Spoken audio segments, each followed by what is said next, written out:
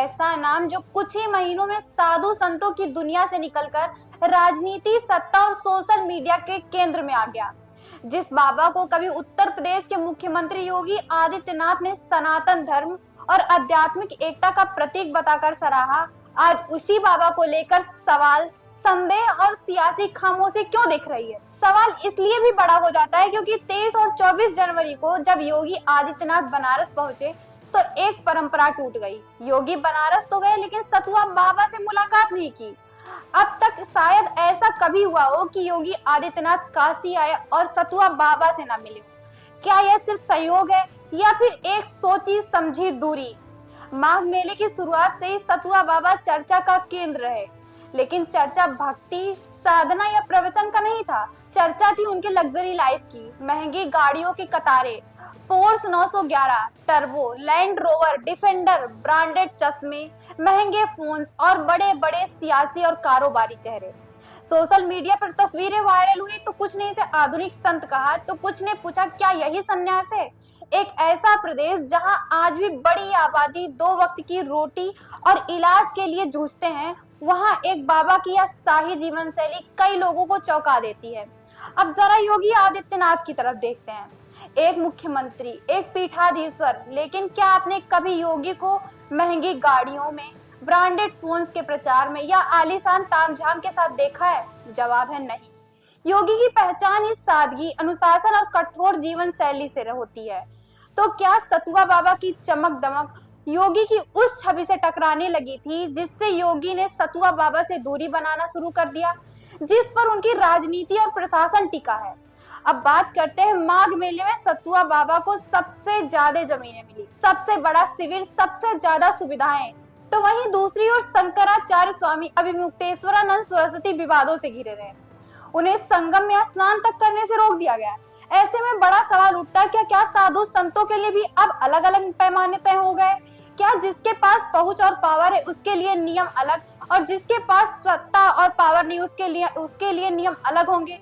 सतुआ बाबा बुलडोजर लेकर भी दौड़ पड़े एक ऐसी जगह जहां करोड़ों की भीड़ थी, जहां जरा सी चूक और किसी की भी जान जा सकती थी। तो सवाल यह है कि क्या प्रशासन की कोई जिम्मेदारी नहीं बनती?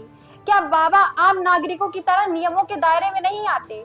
इसी बीच डिप्टी सीएम केशव प्रसाद मौर्य एक बयान सामने आए। नितिन नवीन के साथ शपथ ग्रहण समारोह में अपने वरिष्ठ नेताओं से शिकायत की।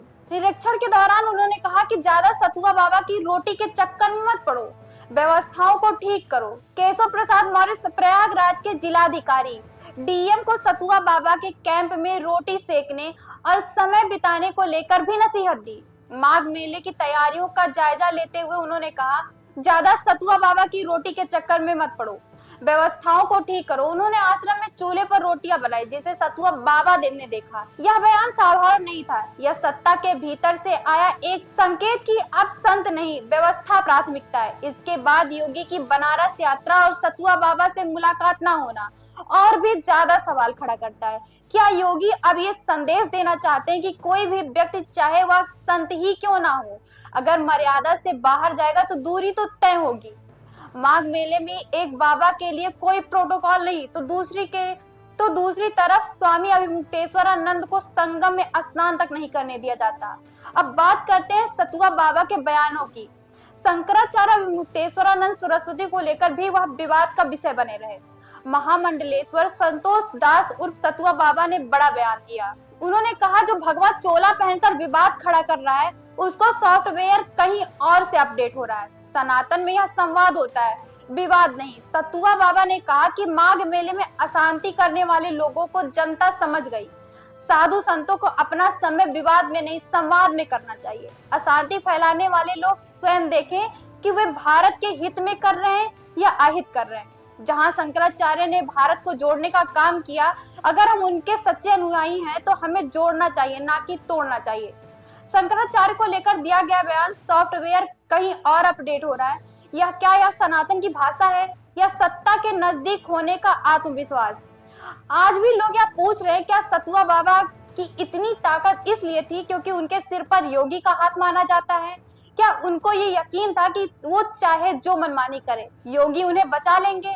लेकिन अब वही हाथ फटता दिख रहा है। तो क्या बाबा का प्रभाव भी कम होता दिखेगा? योगी को तो ये तक बोल दिया गया कि सत्ता छोड़ो या बाबा का साथ। यहाँ सवाल योगी आदित्यनाथ की नीयत पर नहीं है, सवाल व्यवस्था पर है, सवाल समानता पर है, सवाल इस पर भी है कि क्या धर्म के नाम पर कोई भी नियमों से ऊपर हो सकता है। एक तरफ एक योगी है जो सत्ता में होकर भी सादगी का प्रतीक बने हुए, तो दूसरी तरफ एक बाबा जिसकी पहचान सो ऑफ और विवाद बनती जा रही। तो क्या यह टकराव अस्वाभाविक है? क्या योगी आदित्यनाथ अब साफ करना चाहते हैं कि संन्यास और सत्ता दोनों अनुशासन जरूरी है, या फिर यह सिर्फ एक बाबा की कहानी जो बहुत तेजी से ऊंचाई पर पहुंचा और उसी तेजी से सवालों के घेरे में आ गया? आज जवाब किसी के पास भी नहीं, लेकिन सवाल यह है कि सवाल पूरे प्रदेश में गूंज रहा है और शायद आने वाले समय में इन सवालों के जवाब खुद घटनाएं देंगी। तब तक के लिए देखते रहिए कंटाप न्यूज।